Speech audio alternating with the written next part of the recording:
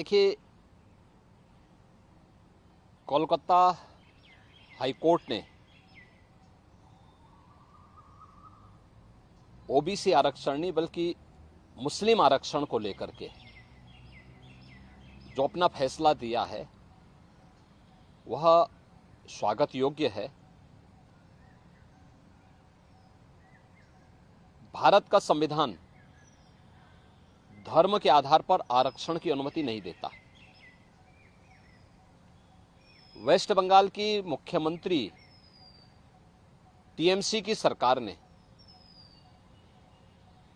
राजनीतिक तुष्टीकरण की पराकाष्ठा पर चलते हुए सन 2010 में 118 मुस्लिम जातियों को जबरन ओबीसी में घुसेड़ करके उन्हें ये आरक्षण दिया था।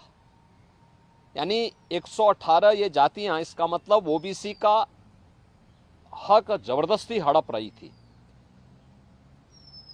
और इसी असंवैधानिक कृत्य पर माननीय उच्च न्यायालय कोलकाता ने टीएमसी गवर्नमेंट के फैसले को पलटा है और एक जोरदार तमाचा मारा है।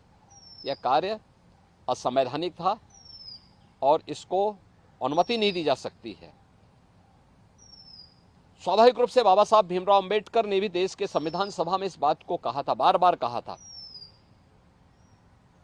आरक्षण भारत के अंदर अनुसूचित जाति जनजाति के लिए और मंडल कमीशन के बाद ओबीसी के सामाजिक और आर्थिक पिछड़ेपन को ध्यान में रखते हुए आरक्षण की व्यवस्था की गई थी। लेकिन धर्म के आधार पर आरक्षण की इजाजत भारत का संविधान कभी नहीं देता।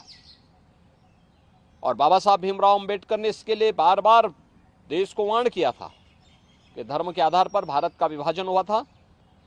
हमें फिर से कोई ऐसी स्थिति नहीं पैदा करनी चाहिए जो उस देश को विभाजन की ओर धकेले।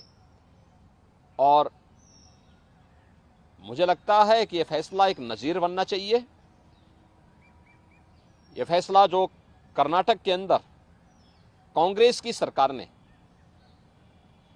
ओबीसी के अधिकार पर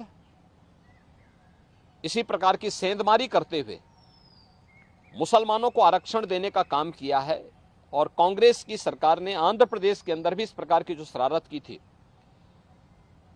इसका अब जोरदार जवाब दिए जाने की आवश्यकता है।